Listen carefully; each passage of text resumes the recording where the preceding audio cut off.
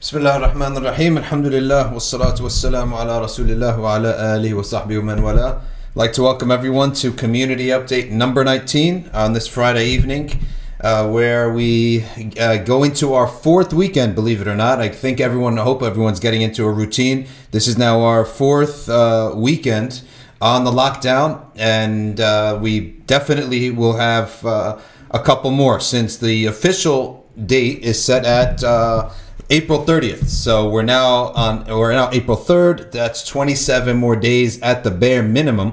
If by some miracle that we reach that April 30 deadline, which it doesn't appear that we're going to, but that's really the deadline that we're working with right now. April 30th, so that's 27 more days. So that's a minimum of 3 more weeks and 3 more weekends. So what we got to do is get into a routine. So let's begin, as this is part of our routine, these updates, with our Corona news. The first news is that congratulations, you're now a part of and experiencing and living one of the biggest pandemics of probably this century, definitely the last 100 years, where 1 million cases. Now, by deaths, it's not the biggest. It's not near the biggest in the past period of time, which is good, but there have been 1 million cases, okay? And the cases are so varied because it all depends on how many the amount of viruses that enter the body. So if you want to know how this one works, it's not different strains, but it's rather the amount of exposure that a person has. So if someone has a small count of the virus, then they'll merely have maybe a headache, maybe a small fever, maybe some coughing for about a week or two, and that's it. So that's the best case scenario if you get the sickness. Now, if you have a high count, then obviously it's going to be worse, and it mainly hits the lungs. So you need fluid and you need these ventilators, right? And you need these masks. Other news is that Cuomo, who I think really this is great for his political resume. He's really demonstrating that he could lead, and he's probably, and he should, run for president. Now, I know we're not supposed to say we're not endorsing him as NBIC, and we're not supposed to probably talk about politics, but sometimes it slips. But the guy, he does a good job. You watch him, he gives you information. He looks like he's in charge. He's in control. He's not crazy. And he's someone who you never know. In 2024, you'll probably see his name. And I don't think anyone who's going to run against him has had an experience like he has. Because New York has half the cases of corona, right? And he's got to deal with it all. And today he put out a statement, and by executive order, because governors can also have executive order, he's taking masks or whatever equipment is needed, or ventilators, whatever his equipment is needed, from the companies, and he'll compensate them later. But he's taking it by force, right? Which that's what a good leader should do. Take it by force. All right, next piece of news. The CDC has told everyone to cover their faces outside the house, whether it's a mask or a cloth. Now, you've heard this before, but now it's everyone who leaves the house should really be wearing a mask. And especially in the tri-state, they're really discouraging anyone leaving the house unless it's for a need. Now, alhamdulillah, I've been able to procure one of these bad boys. All right, here you have your mask. And the problem with these masks is I went out and I was supposed to wear them, and I tried to wear it, and it was so horrible smelling. The smell of this mask is so bad that I couldn't wear it. I couldn't bear it. I kept having to pull it down because it smells so bad, right? Whatever the material is, it just stinks. But I found a solution, all right? And now you might probably facing the same thing and didn't realize that these masks stink. But I found a solution that actually is really good. What you do is you go and you take some of your oud or your whatever cologne that you have, all right? And you take it, and from a distance, boom, give it a puff, right? Give it a good puff. All of a sudden, the mask smells great, right? You don't want to get too close, because you know when cologne gets too close, it's no good. Get a good puff, and you probably need to do that once a day when you wear your mask. And all of a sudden, the bad mask smell, goes away. Now, that's a little, little pointer there that I came up with. Now, other community information regarding the coronavirus, that we need to make a big dua for our brother, Abrar uncle, and his wife, especially him. He's have you know him in Jummah. He has a nice white beard. He's always smiling, and his daughters are Sarwat and Javaria. and everyone knows him in the community. So you need to always remember him in your dua, because he had a hard case. He's having a hard case, but inshallah he will get out of it. Please make dua and be optimistic, and always remember him in your sajda, because he's, of everyone in our community, I think that he's got the most serious case. So in that respect, he does deserve our dua. May Allah Ta'ala give him a speedy shifa. Nas'alullah al-azim Rabbil Arsh al-azim an yashfiyah. Nas'alullah al-azim Rabbil Arsh al-azim an yashfiyah. Nas'alullah al-azim Rabbil Arsh al-azim an yashfiyah. We also have another individual. Now, there are Syrian families who came during the crisis. One of the Syrian families that we actually met from Elizabeth, New Jersey, about 20 minutes up. The family of 5, they have it. I think it's a family of 5. It's either the family of 5 or 2 parents and 5 kids. Well, the whole family has corona. All right. So this is in terms of families, it looks like this family is struck the most.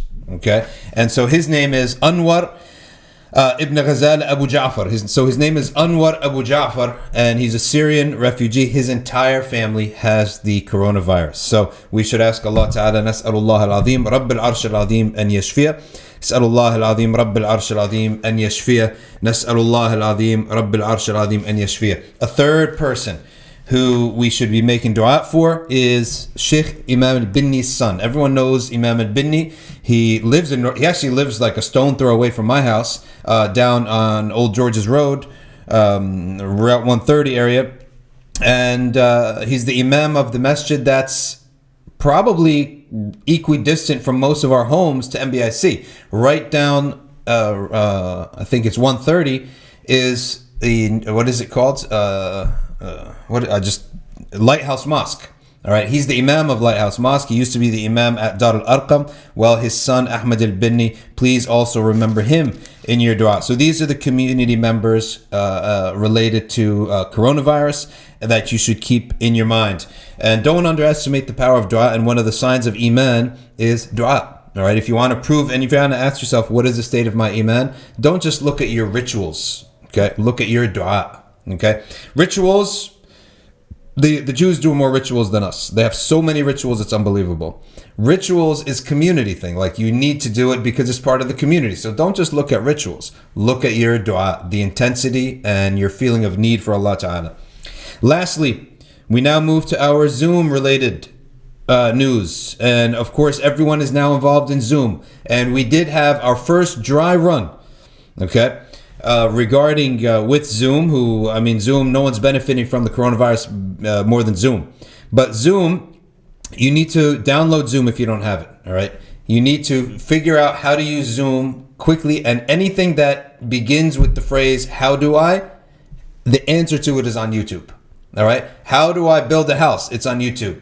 How do I change a light bulb? It's on YouTube. How do I download Zoom is on YouTube. Everything today, people have put it up on YouTube. So just take a look at one 60-second video and you'll figure it out. We're going to be having Zoom programming every day in the month of Ramadan, in the daytime and in the evening. Now, just to make it crystal clear to everyone, we will not be having salah through Zoom. Okay, there is no such thing as salah through the internet. Our dua, yes. Classes, obviously, yes. Listening to Quran and reading Quran, yes. Today, we recited Surah Al-Kahf with Qari Zahid. Okay, there was 100 people on the Zoom meeting, so a good number. And then I spoke a little bit afterwards, but we will not be having salah during Zoom. What we will do is keep the meeting open, all right? And what we will have is some talks after Isha, and then we'll keep the meeting open, but there will be no activity for about maybe 45, 50 minutes, where we encourage everyone to pray Tarawih with their families. Then we're going to come back after 45, 50 minutes, okay, whatever the timing that we set, and Qari Basit will lead a dua. So this is going to give us a sense of beginning and end. If you've ever tried to pray Tarawih in your home, you have to stay really disciplined. So what we're going to do is we're going to offer bookends through Zoom. So we're going to have community update, khatira type of thing, and then we'll go off for 45, 50 minutes, and the meeting will be there, but there'll be no activity. And then we'll all meet back on the Zoom meeting, and Qari Abdul Basit will lead a nice long dua, which will mark the khitam of the Taraweeh for that evening. Okay, so that's going to be the plan. And just keep posted. I know we gave you a Zoom number and a password, and some of you fumbled over that. So we will, inshallah, try to make that easy for you with the link. But you also need to put in, learn how to download Zoom. You can download it to your phone. You can download it to your computer, to your iPad, whatever you like. So Zoom is available on all of these things. All right. If you have any questions regarding Zoom and regarding what we're going to be doing, just put it in the comment box, then live chat, and we'll discuss it afterwards. Last order of business is that this book, which we talked about, which is really the work of Muhammad Sattar, he did this work, mashallah. He's the man behind the work. It's a gorgeous book of Shama'il of the Prophet sallallahu alaihi wasallam. 415 short hadiths that I recommend. While you're in the lockdown, finish this book with your family. And if you're worried, 415, it looks so big. It's not, because half of it, first of all, you're only dealing with 1/3 of the page. The rest of it is footnotes. Second of all, you're only dealing with half the text because the other half is Arabic. Third of all, half of the English is the chain of transmission, right? The sanad. So all you end up reading here is the black text that's in the English language. You read that, inshallah, with your family. Hopefully we could do a khitam of this book. And any dhikr of Rasulullah sallallahu alayhi wasallam, you know, it removes adab. It pushes punishment away. All right, with that, let's now dive into the world of Muhammad sallallahu alayhi wasallam. And we are in the 5th year of the Hijrah. After the Hijrah, the Prophet, peace be upon him. Oh, hold on a second. Nobody reminded me. We never did our dua. All right, we got to start on our dua. All right. Bismillah ar-Rahman ar-Rahim. A'udhu bi kalimatillahi at-tammati min sharri ma khalaq. A'udhu bi kalimatillahi at-tammati min sharri ma khalaq. A'udhu bi kalimatillahi at-tammati min sharri ma khalaq. Bismillah alladhi la yadurru ma'a ismihi shay' fil ardi wa la fis sama' wa huwa as-sami'ul alim. Bismillah alladhi la yadurru ma'a ismihi shay' fil ardi wa la fis sama' wa huwa as-sami'ul alim. بسم الله الذي لا يضر مع اسمه شيء في الأرض ولا في السماء وهو السميع العليم تحصنت بذي العزة واعتصمت برب الملكوت وتوكلت على الحي الذي لا يموت اللهم اصرف عنا الوباء بلطفك يا لطيف إنك على كل شيء قدير تحصنت بذي العزة واعتصمت برب الملكوت وتوكلت على الحي الذي لا يموت اللهم اصرف عنا الوباء بلطفك يا لطيف إنك على كل شيء قدير تحصنت بذي العزة واعتصمت برب الملكوت وتوكلت على الحي الذي لا يموت اللهم اصرف عنا الوباء بلطفك يا لطيف إنك على كل شيء قدير صلى الله على سيدنا محمد وعلى آله وصحبه وسلم. The year is year 5 of the Hijrah, and the man of the hour is Salman al-Farisi. And what happens is that the Bani Qurayza, there are 5 tribes who live in Yathrib, which is now known as Al-Madinah al-Munawwara, and they are the Aus and the Khazraj. They are the 2 pagan tribes who all become Muslim. Every single last one of them enters Islam. And there are 3 smaller tribes, the Bani Nadir, the Bani Qaynuqa', and the Bani Qurayza. By the 5th year, the Bani Nadir and the Bani Qaynuqa' had all broken their treaty with the Prophet ﷺ and been expelled out of the city of Medina. The only tribe left is the Bani Qurayza. The Bani Qurayza, they hatch a plot with the Quraysh. Okay? Hatch a plot with the Quraysh. And the plot is, Abu Sufyan of Quraysh, you gather all of the Arabs. All of them. Some group, right? Some soldiers from all the Arab tribes. And we on the inside, we will fight from the inside and you fight from the outside. Okay? And we will crush and finish the Muslims once and for all. That was the plan. Okay? And this is why Surah Al-Ahzab was revealed. Surah Al-Ahzab means the groups. Why? Because Abu Sufyan went and he got from each tribe a couple people, different groups from each tribe. That's why they're called the Ahzab, the parties, the groups. Surah Al-Ahzab has a very special place in the Quran. Okay? Surah Al-Ahzab used to be, all right, now we're going to get a bit technical here. It used to be the largest, biggest surah in the Quran. Bigger than Surah Al-Baqarah. However, while the Quran was revealed, it wasn't just revealed by being sent down through the angel Jibreel. it was also part of it is that Sayyidina Jibreel used to sit with the Prophet sallallahu alaihi wasallam and said, put this revelation here, put this revelation here, put this revelation here. Okay? And sometimes he would say, stop reciting this, and stop reciting this, and stop reciting this. So the verses of Surah Al-Ahzab were bigger than more than Surah Al-Baqarah, but Sayyidina Jibreel came by the order of Allah Ta'ala and said, stop reciting some of these, and he shortened the surah. Okay, he shortened Surah Al-Ahzab. So Surah Al-Ahzab has a special place for us because it has in it, it was in a surah that was bigger than Surah Al-Baqarah, but now it is the 33rd surah of the Quran, and it is one of the longer ones, but definitely not from the major, the big surahs that are over, 200 verses, such as the first 7 surahs. All right. So this is called the concept of naskh, abrogation, that certain ayahs are revealed and certain ayahs can be taken out by Jibreel alayhi salam by order of Allah, no longer to be recited. Okay. The ruling may or may not still apply. Okay. So this concept is called naskh. Now Abu Sufyan was able to gather 24,000 soldiers. A big shock and a surprise to the Muslims that they didn't know how to handle 24,000 soldiers. Now, there wasn't even close to that many people living in Medina at that time. So what did they do? So the Prophet ﷺ, he held a meeting, and in this meeting, and this is where the Prophet used to always do shura. Shura is to take counsel, ask, see what the people think. And in this meeting, Salman al-Farisi, the Persian Salman, who was a long-legged, tall man, okay, and he had long flowing black hair, pitch black, long hair. That was his description, and people always described him as that. And he was pretty tall, so to the point that a lot of times his clothes would be too short for him. Okay, so Salman said, in Persia, where we have lots of wars and a long history of battle, when this happens, we dig a trench. And this is why this battle became known as the Battle of the Trench, or Al-Khandaq. Okay, Khandaq is a trench, and that if you listen to that word Khandaq, it's not even an Arabic word. Anything that ends in aq is most likely a Persian word. Like what? How about funduq, hotel? How about fuzduq, pistachio? Right? Fuzduq, khandaq, funduq, all of these words are Persian. All right? So that, if you notice, they all sound the same.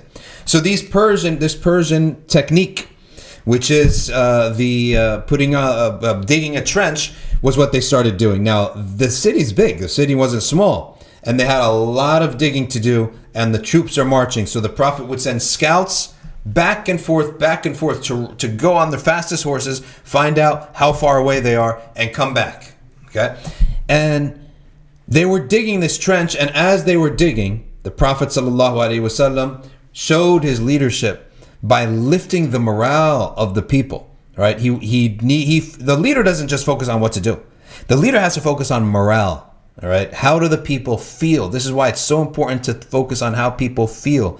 Right. And the Prophet ﷺ told Abdullah ibn Rawaha, he said, why don't you say some words?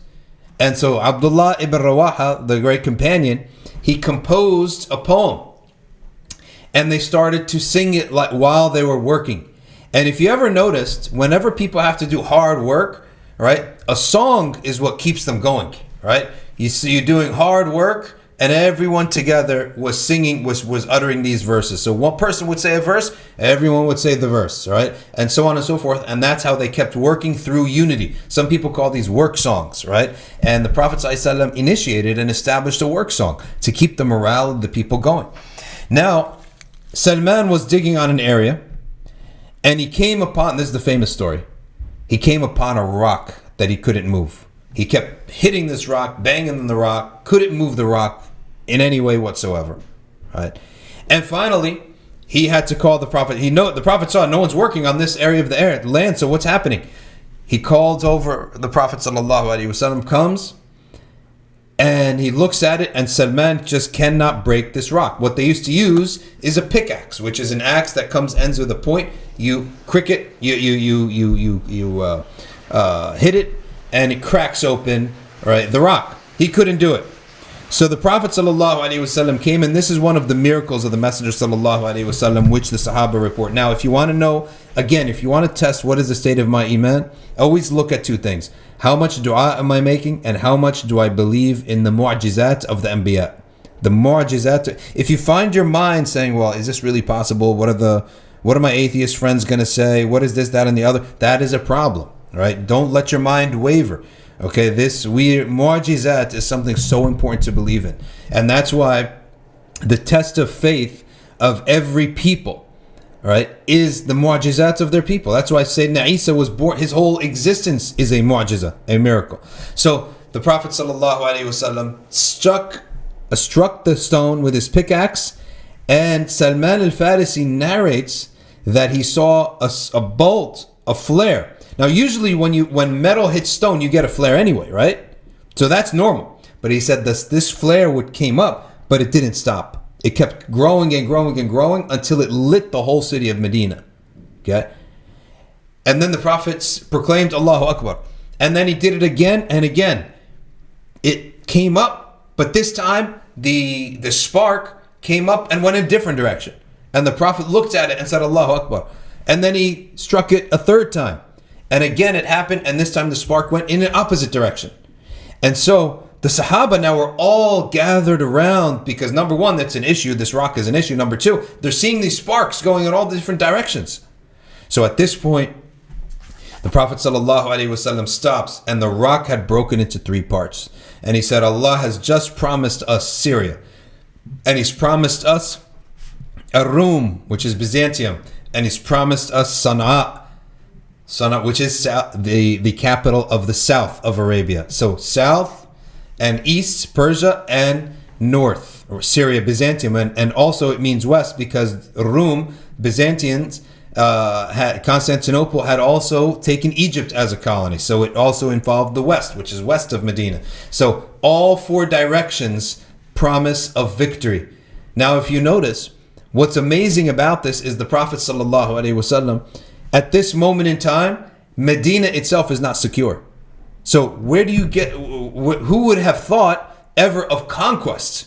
Okay, so this is something where it's almost like we have forget protecting ourselves. We're going to conquer beyond that. So when the minds of the Sahaba went to the concept and visualization that we're actually going to be a people who conquer north, south, east, and west, then the firm belief that we're going to get through this problem, it's already embedded in that. Right, so they left that situation, that incident with the rock, and the words of the Prophet was in their minds that they were now full of confidence. And anytime that you're going into a conflict, confidence is as important as strategy. Strategy is important, but if you don't believe in yourself and you don't have self-belief, and this is what we said last week or yesterday, that confidence of a Muslim is not necessarily in himself, it's in the qudra of Allah. That's where the confidence of a Muslim is, all right? So it's not just about strategy. You have to have a strong belief, right? Belief that what you're trying to attain, not only is it possible, but far greater is possible. Far more things are possible. All right. And this is the idea that by iman we can will things, right? And it's almost the Prophet, Allah says, أَنَا عِنْدَ ظَنَّ عَبْدِي بِي فَلْيَظُنَّ بِي مَا شَاءَ. I'm in the opinion of my slave, so let him think what he wishes. You want to be negative about Allah? That's what He'll give you. Okay? You want to be positive? That's what He'll give you. All right? So constantly have a mindset of positivity. And not only the mindset of positivity, confidence, belief, and success. The language has to be of belief, victory, and success. And these days, I find myself really upset hearing the language of people. I hear the word frightening so much these days, right? And I'm thinking to myself, this is not good language.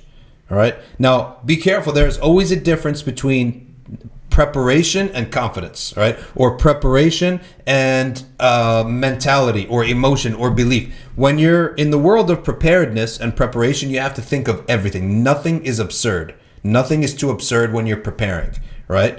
Now, for example, someone has cancer, you have to prepare for all the possible consequences, right? So when you're preparing for something, nothing is too absurd to prepare for. Okay, but when you're what you dwell upon, your language that you use, you can't talk this language of fear. If you keep your eye out, open your ears, and listen to people, how much people use the words now. This is scary. This is frightening.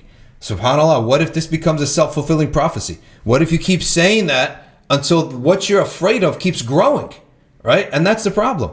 Whatever, as a rule of taslim to Allah Ta'ala, if you run away from something, you're giving it its own power, right? You're basically not believing at that point that Allah is greater than it. If you're trying to resist something so much, okay, you're not recognizing that Allah is above it. And so anything that you resist will control you. Anything that you run away from will chase you. Right? This is what the Prophet ﷺ transmitted in Hadith Qudsi. Whoever seeks the dunya, and in this, the tafsir of this is not just someone wants the dunya, someone fears the dunya. So it goes both ways.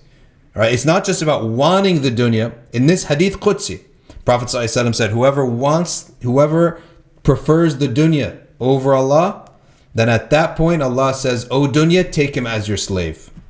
All right? Take him as your slave. So it's not just what you're about wanting dunya, it's about fearing it. Okay? All right, so he continues on, and this is a 1 month siege. The siege lasts 1 month. They finally dug the ditch. All right, all around the city of Medina, except for one area that they couldn't be dug nor climbed, and they spent 1 month, and this was the hardest month for the Sahaba. And in the sight of the Prophet, if they passed the test of this month, that was it. Quraysh was never going to get them again. And the Bani Qurayza, they tried to stab the Muslims in the back by letting Quraysh in through their area. But when this became known, then the Muslims went and guarded it themselves. So the Muslims had to stay on guard, okay, all around, and they had to take shifts. Some people guarded the day, others guarded the night. And the Quraysh and all the Ahzab spent 1 month trying to get through the ditch and were unable to. Until finally a storm came, a rainstorm with a lot of wind and water. And if you've ever been camping and it rains on you, it's absolute misery. So absolute misery overtook them, and they all left. But from that point on, Salman al-Farisi was no longer considered a regular Sahabi. He was special and beyond special. Now, where did he come from to begin with? Salman al-Farisi comes from Jay in area in Isfahan. All right, an area called Jay in Isfahan, which is now present-day Iran and Persia. Now, he was the fire boy. In other words, his dad was part of the temple that they had there, in which they would guard the fire, and their worship always involved a fire. So they were Majus, all right? The Majusi is a fire worshiper. So he lights his own fire. It's a type of pagan, but instead of building your idol, you basically worshiping one of the elements of nature. So it's a type of animism. And that's what the Persians were upon. And he used to tend to the fire with his father, until one day he passed by a Christian, and he had never seen any of the people of the book. And he passed by this Christian, and he loved the way he was worshiping, and he felt that there was a sakina there. And so he started to attend to this Christian. Now, you might ask the question, well, the Christians at that time believed in a Trinity, that Jesus is the Son of God, and that Mary is the Mother of God, and all these. So how could there be any sakina, right, with such a person? Well, the answer is that in the Quran, Allah Ta'ala tells us, He lists and He says temples, masajid, temples and synagogue, yudhkar ismullahi alayh, right? That in these temples and synagogues in which the name of Allah is mentioned. So what does Allah Ta'ala specify about temples and synagogues? Nothing else is correct except they do utter in it the name of Allah Ta'ala. And what do we say in the dua here? We seek refuge in the words of Allah. And we also say, in the name of Allah, with whom there is no harm. So the name of Allah itself brings sakina, even though everything else might bring darkness about their beliefs. But the name of Allah Ta'ala is what differentiates them from the pagans. Okay, so Bismillah alladhi la yadurru ma ismihi shay. So the ism of Allah, the name of Allah itself, when it is uttered, okay, it brings down a sakina on people, even if everything else around it is batil. Okay, so the Quran itself and Allah Himself does make istithna of the one good thing that happens in these temples and churches. Doesn't mean that their doctrine is correct. Rather, the Quran also clarifies all their doctrines are pretty much all wrong and extreme heresy, right? However, that is what differentiates. And that's why Salman felt the sakina with that Christian monk. So his father's arguments started to happen when he started losing enthusiasm for the fire. And he started visiting this older man and this monk, okay? And his father and him started to have arguments until his father chained him to the house so that he would never leave, right? Never leave the house. And Salman eventually then broke through free, ran to the monk and said, where can I find another monk outside this city? Now this led to 7 phases of the life of Salman, 7 pit stops that happened in the life of Salman al-Farisi, okay? Starting in Persia. The monk said, go to Syria. There is a bishop named so-and-so. He is the biggest bishop in Syria. So go to Syria. Let me put now on this here a map for you guys. Now this is a modern map. So these lines here. All right, now for the kids who are watching here. All right. Let's look at this for a second here. Okay. All right, let's do something here where we could look at this map. All right, you all see this map right here. Well, you haven't seen it. I haven't shared it with you yet. It's a pretty big map. Okay. This map you have to understand. All right, here we go. See this map here? This map is a modern map. All of these lines never existed before. Pink, green, yellow, brown, orange. All these lines never existed before. These lines were placed here after World War I by a guy named Sykes and another dude named Pico. So it's called the Sykes-Picot boundaries. Okay, so this map is their work. Now look at where Isfahan is. It's all the way over here. It's here in Iran. Come close to the screen and see that. Now where does his first pit stop go? His first pit stop is across this desert and into Syria. All right. Now how did the Arabs separate? The Arabs separated Iraq from the Bilad al-Furs, the Persian lands, through this river right here. You see this river? This is the Euphrates River, the Tigris and the Euphrates River. All right, this river right here is what the Arabs used to differentiate between Iraq on this side, Persia on that side. And they call this area Ma Wara an-Nahr, that which is beyond the river. In any event, so Salman al-Farisi goes from Iraq all the way across and he goes to Syria.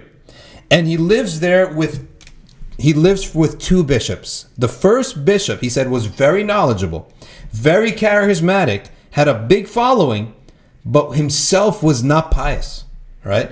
The money that was supposed to go to the poor, he used to steal it for himself, right? He used to take some of it for himself. So what happened? Somewhere along the line, this man got into belief in Allah and he wants to worship Allah. Eventually, he became very materialistic and his heart changed, this bishop, and he wanted the wealth. Now, a lot of ulama were wealthy and prophets wealthy, but to what degree?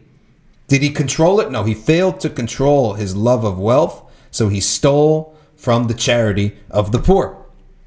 Nonetheless, Salman stayed there, and they used to have this big area to live in, and Salman stayed there. The man died. The bishop died. Now the second bishop comes in. Who's the second bishop? Was the number 2 of this first bishop. And he stayed with this bishop until that bishop died, also in Syria. Okay? And in Syria, that bishop, he said, was a pious man. He always prayed, he always focused on the afterlife, and he never stole from the money. Okay? Now, while that bishop was on his deathbed, he said, where do I go? Okay? Where should I go? And that bishop told him, go to Mosul, Al-Mosul. All right? And Mosul, where is it? All right, come again to your screen, and you will see Mosul is, where is Mosul? It's in Iraq. right here. Oh, I can't. I wish I had a pointer. Right at the top of Iraq, right here, is where top left of the pink country is Iraq. That's Mosul. So he traveled from Syria all the way up to Mosul, and he spent time with a monk there who is a good monk. Then when he was dying, he said, where should I go? He said, go to Nalsibin. All right, and Nalsibin is a present day area called Mardin, and it is the land of Kurdistan today, the land of the Kurds. And if you look, you'll see the pink country, Iraq, and the brown country, and the orange country, the orange country, Turkey, and the the green country, Iran.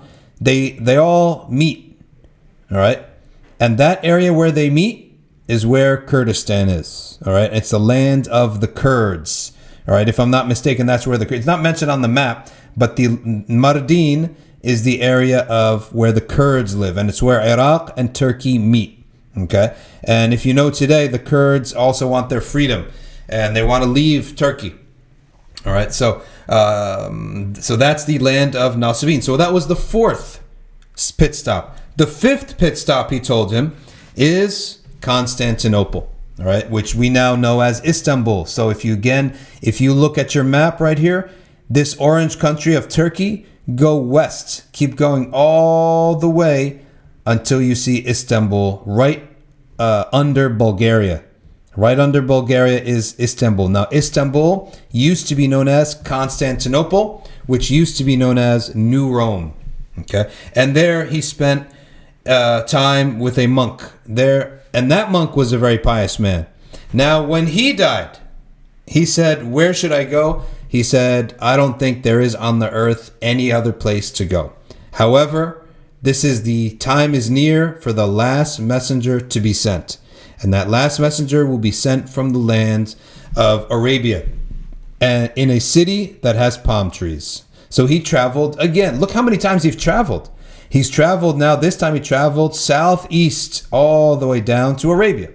And on his way back to Arabia, he pulled over some people, and he had animals. He had goats and sheep. And he saw some Arabs. He said, I'm trying to make my way to Arabia. And they said, where in Arabia? They said, any land that has palm trees. Okay. And they said, let's make a deal. I'll give you all my goat and sheep, and you safely take me to Arabia. Right? They said, it's a deal. Halfway through, they thought to themselves, well, hold on a second. Why would we have to honor this trade? Who's going to protect him? So they kidnapped him, and they sold him as a slave. They kidnapped him, they took him to the slave market, and they sold him to a slave. A Jewish man purchased him. So that now is the sixth phase of his journey. His journey has 7 phases. This is the sixth phase. He's been sold as a slave. All right, what a disaster. So he is sold as a slave. He's taken now to a land, and lo and behold, the Jewish man lives in a land of palm trees. And he's so happy. He's like, this is it. Here I am, even though I'm a slave, but this is the land where the last prophet will come. Now, there were other signs too. And when he looked upon these signs, he found these signs are all off. This is not the real land, the right land of palm trees. So he was now really disappointed. All right, time passes. And this Jew sells him to another Jew. And this Jew was from Bani Qurayza. He was from the Jewish tribe of Yathrib. And he went there and he said, yes, this is the land that is described that the last and final messenger will come to. So he spends time there as a slave for a palm tree orchard. All right. So digging palm trees, planting palm trees, harvesting dates, doing all these things. And at that point, he hears one day his slave master talking to another man. And what does he say? He says, these Arabs, all right, these Qurayshi Arabs, they're a big problem. And what is it? They claim now that they have a messenger from amongst themselves. They claim that a messenger has come to them. And now, at this point, he is besides himself with happiness. Okay. And he continues now to start asking regarding this messenger. And finally, he's told that this messenger, in fact, is at Quba. And he starts waiting and waiting and waiting and waiting. And he actually gets in trouble because he gets caught waiting. And finally, one day, he decided he's going to go see him himself. So he knew that there were 3 signs of prophethood that he'd been taught. The first sign of prophethood is that he's going to never accept charity. That this prophet will never accept charity. So he took a basket of dates to the majlis of the Prophet ﷺ, put them down, and he said, "This is charity." And he sat waiting and to see if the Prophet would eat from the charity. The Prophet didn't eat. Okay. Next day, so that's one sign. Next day, he goes, comes back, and the second sign is that he will eat from a gift. If it's a gift, he'll eat from it. So he puts down a basket of dates and he said, "Everyone, this is a gift." And he sees the Prophet put his hand in and eat from it. So he says, that's the second sign. All right. And the third sign was the mark of prophecy. So how's he going to see that? So he tried to, the mark of prophecy was the size of a little egg, like a little pigeon egg. It's almost like a stamp, right? Every product that we have here, all right, this beautiful product right here, it has the brand of the company. All right, this pen, all right, what did they do? They put the brand of the company, all right? Every one of us, our fingertips are like our personal identity marker. This oud, it has the name of the company on it, okay? So every brand, everything valuable has a brand on it, all right? And prophets likewise have a brand, and they are marked with, it's as if someone took like a cookie cutter almost and marks the back of a prophet, sallallahu alaihi wasallam, alayhim as-salatu was-salam. So he goes and he tries to peek over the shirt, into the shirt of the Prophet, peace be upon him, to see if that brand was there. Now, the Prophet, peace be upon him, he is a Rasul, and he's a Nabi, and he knows whatever ghaib that Allah wills for him to know. And he was told this ghaib, which is that he had from either by ilham or otherwise that this is what Salman is looking for. So he goes and he says, perhaps you're looking for this, and he throws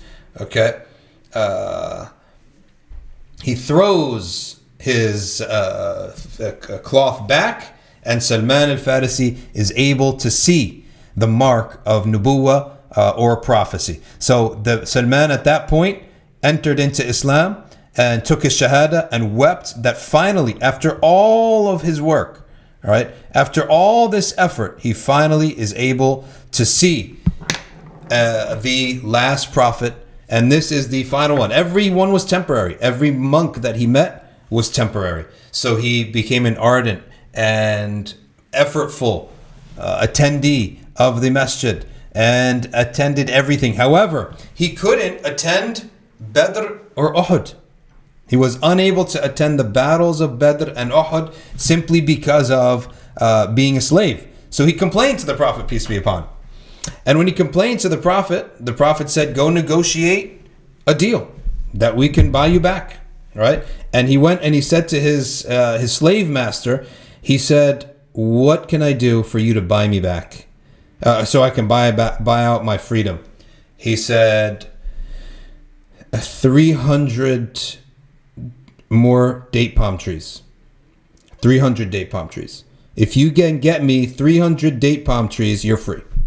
So he did. He went looking for 300 date palm trees. How is he going to find that? He went and told the Prophet sallallahu alaihi wasallam. He said, "O Messenger of Allah, he told me something that's so ridiculous, so absurd. 300 date palm trees. How am I supposed to get 300 date palm trees? By the time I get it, I'll be an old man." Prophet sallallahu alaihi wasallam said, "You are one of us. All right, you're one of us. So we will take care of you. But if you notice, the Prophet sallallahu alaihi wasallam always requires work. Quran always requires effort. Even the Sayyidah Maryam. Now, Sayyidah Maryam is the most innocent woman in the world. She's the purest woman in the world.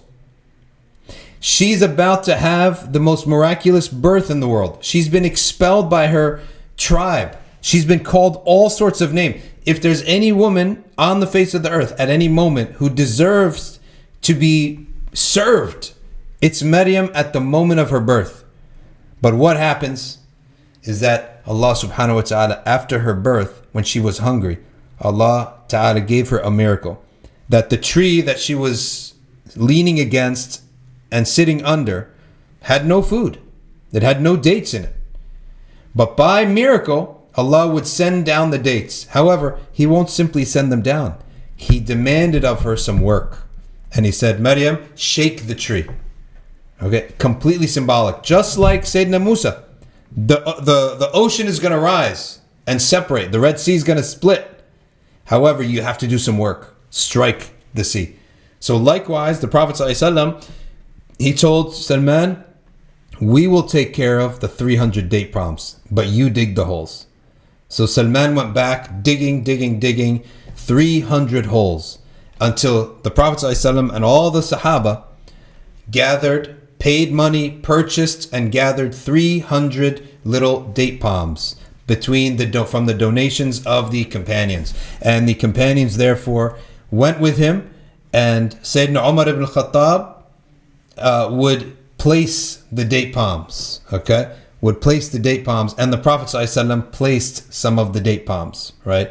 And then Salman would cover them up. So the Prophet did the part that Salman couldn't do.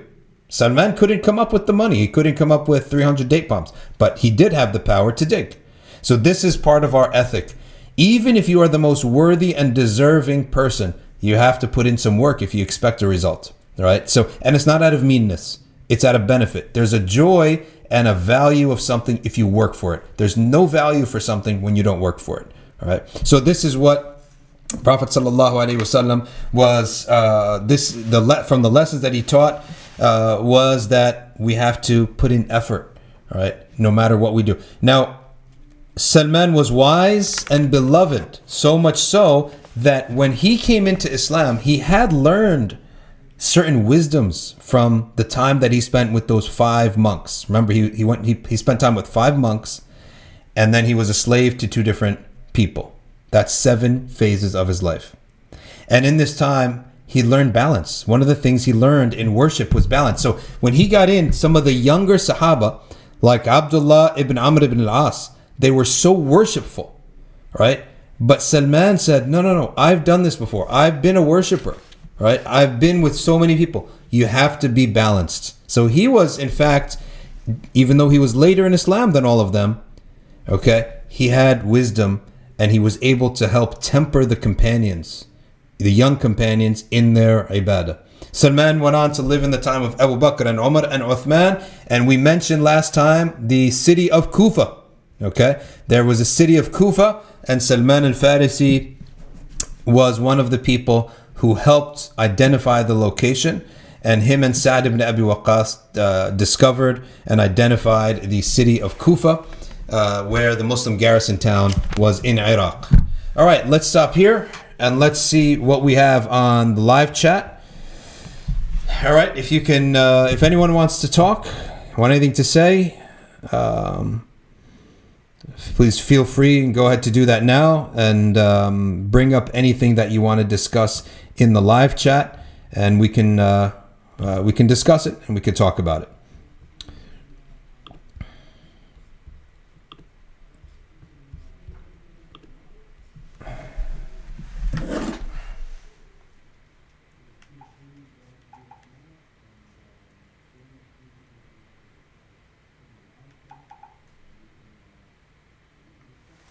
All right, first public announcement.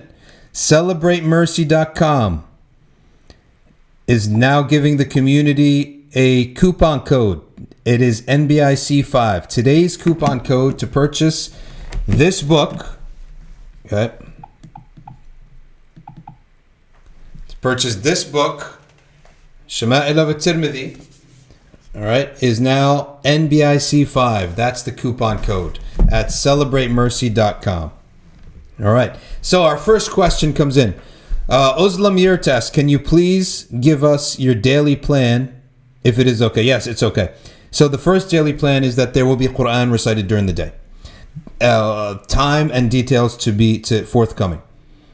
The second meeting that we're going to have is going to be about 20 minutes before Salat al-Maghrib. That's when everyone's usually huddled around the kitchen, okay, waiting for the adhan to go off, and there will be a Quranic recitation that you could listen to, and you're going to keep the Zoom meeting open the whole night until the night is over. Okay, then the adhan will go off, then we'll take a decent amount of time for iftar. One thing that we never have is time to eat properly, all right, before we go to Tarawih. But this time we're not pressed for going up to change, driving, parking, waiting, blah, blah. We don't have to worry about that. So we're going to have a nice, decent time for iftar, okay? And then we're going to have this talk. Then this talk is going to be both here on YouTube and on Zoom. And then we're going to have a break. In that break, everyone pray Isha and Tarawih. So then we're going to come back, and Qari Abdul Basit will top off the night with a nice long dua. All right, and maybe I'll come on again and do some, something else, maybe some azkar or something. But it's mainly going to be 3 sessions, 3 things. All right, number 1, it's going to be the recitation of Quran before Maghrib, maybe 20 minutes before Maghrib. Then, after an hour or so, I'm going to come on, and probably Sami Kadovic will come on with some comments, right, and announcements related to the community. Then we take another break, and then we come on a third time for the closing dua, and maybe Qari Zahid will do some salam on the Prophet sallallahu alaihi wasallam. All right, so again, the second meeting will have 3 main parts: before Maghrib, after iftar, after Tarawih. Okay, Tarawih. This is something I needed to say. Tarawih, when you lead the prayer, you may lead the prayer holding the mushaf. It's permissible in a number of madhabs. Some of them don't allow it, but some do allow it. Okay, you can hold the Quran and read from it only in the nafilah prayer. All right, and one of the madhabs that permits this is the Shafi'i school, very well known. However, if you are a follower, do not hold the Quran. All right. If you are the ma'moom, the muqtadi, you have no reason to hold the Quran. So don't hold the Quran. So again, if you're a man leading your family in Tarawih and you want to do a khatm, or at least you want to read from the juz, you can read from the Quran, right, while you're praying. However, the followers, the people praying with you, should not. Okay. Any questions on how to do a Tarawih at home, please? And how are you going to do it? You can do 8 rakahs, right? Because it's 8 at home, 20 in the masjid. That's how we do it, and it will probably be about 45 minutes. Adil Khan says, the mark of the Prophet, was this something given to all prophets? The answer is yes. It was given to all prophets. Fatima Batti, how many years did it take for him to go from first monk to the 5th monk? He spent about 20 to 25 years traveling between these different monks until the monk would die. Omar Diaby, with our mosque closed, what do we do for Jum'ah? You pray Salat al-Dhuhr. You pray Salat al-Dhuhr. Kul Nu'man 23. What source again did the monk reference to know there was another prophet coming who was going to be the last? Yes, the source was their biblical works, their works that were related to the Bible. And they all had this. And he's not the first monk. There are many monks who said the signs are all here for the last prophet, such as Bahira, the monk. Okay, the second meeting with Bahira, the monk in the same area, wasn't the same monk, but a different monk. The Prophet met him when he was young, and he met him again when he was a bit older. And Waraqa ibn Nawfal, the cousin of Sayyidah Khadija, and the monk that Salman al-Farisi met. So we have 4 narrations of monks who are all talking about it, that there is going to be a last prophet. I don't know where those sources are. I don't think that we have them anymore, but they all knew and had an idea. Fatima Bhatti says, were the strikes from the rocks like thunder and lightning? Yes, but like reverse, coming from the rock up. And if you take any piece of metal and you hit a rock hard enough, you'll see a spark, right? But it's usually a tiny spark. But this spark grew. Okay.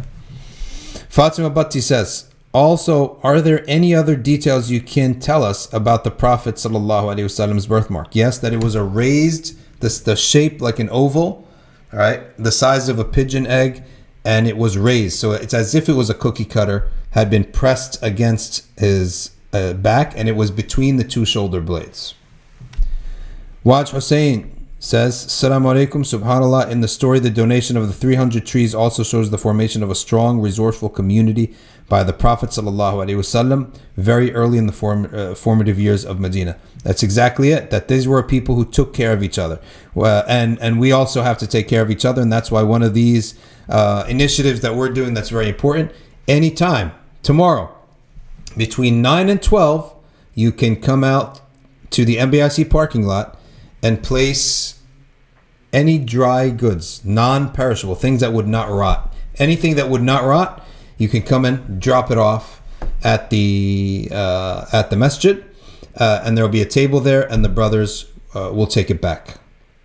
Okay. The brothers will take it to the people. They'll deliver it to those who are in need of it.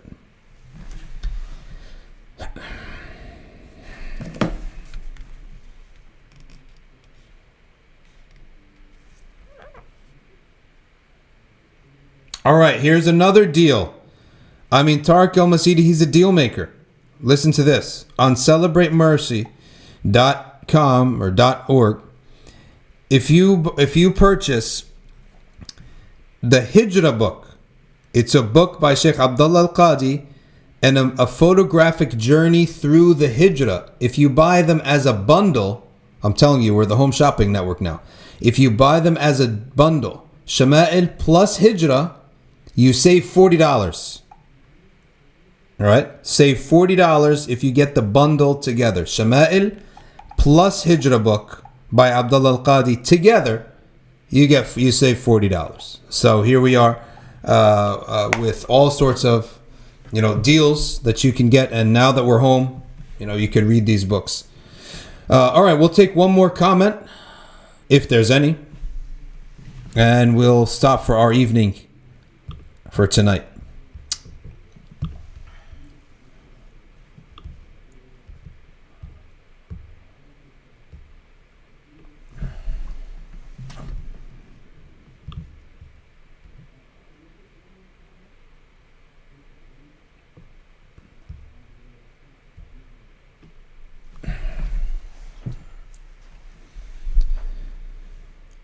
All right, let's stop here and go to our dua. Bismillah ar-Rahman ar-Rahim. أعوذ بكلمات الله التامات من شر ما خلق. أعوذ بكلمات الله التامات من شر ما خلق. أعوذ بكلمات الله التامات من شر ما خلق. بسم الله الذي لا يضر مع اسمه شيء في الأرض ولا في السماء وهو السميع العليم. بسم الله الذي لا يضر مع اسمه شيء في الأرض ولا في السماء وهو السميع العليم. بسم الله الذي لا يضر مع اسمه شيء في الأرض ولا في السماء وهو السميع العليم. تحصنت بذي العزة واعتصمت برب الملكوت وتوكلت على الحي الذي لا يموت. اللهم اصرف عنا الوباء بلطفك يا لطيف إنك على كل شيء قدير. تحصنت بذي العزة واعتصمت برب الملكوت وتوكلت على الحي الذي لا يموت. اللهم اصرف عنا الوباء بلطفك يا لطيف إنك على كل شيء قدير. تحصنت بذي العزة واعتصمت برب الملكوت وتوكلت على الحي الذي لا يموت. اللهم اصرف عنا الوباء بلطفك يا لطيف إنك على كل شيء قدير.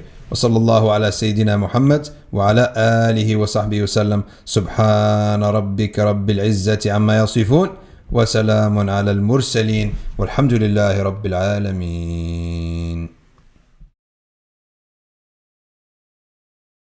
اللهم صل على سيدنا ومولانا محمد الفاتح لما أغلق والخاتم لما سبق ناصر الحق بالحق والهادي إلى صراطك المستقيم وعلى آله حق قدره ومقداره العظيم.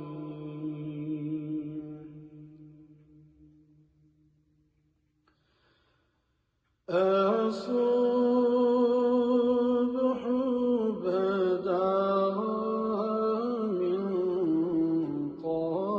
طلعته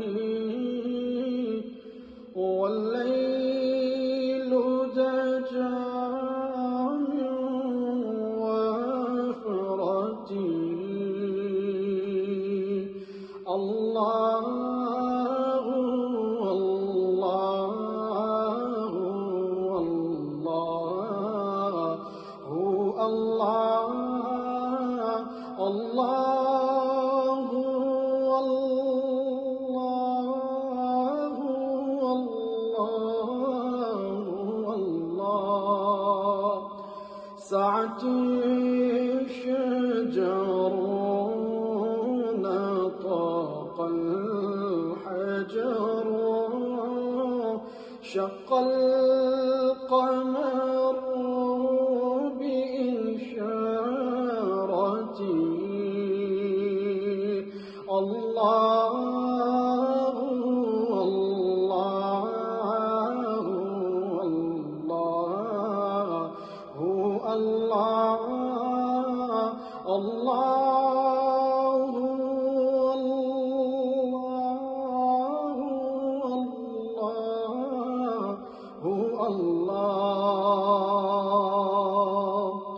كنز الكرم مولى النعم هادي الأمم لشريعته الله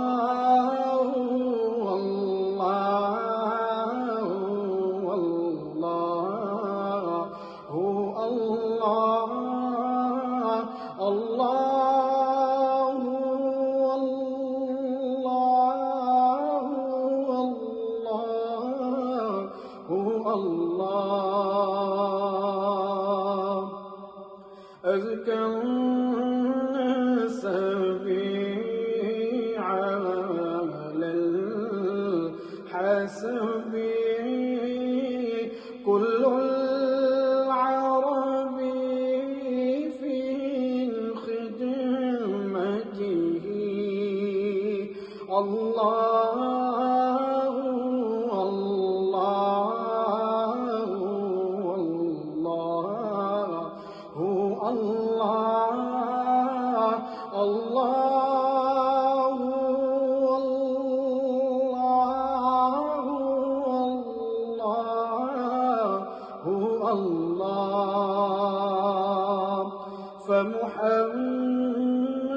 فمحمدنا سيدنا فالعز لنا لإنجابته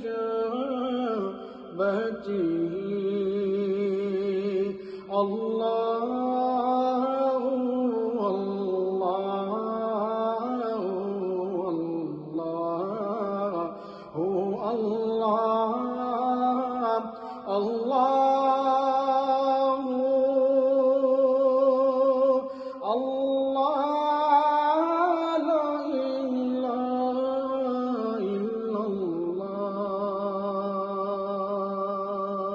محمد رسول الله صلى الله تعالى عليه وسلم.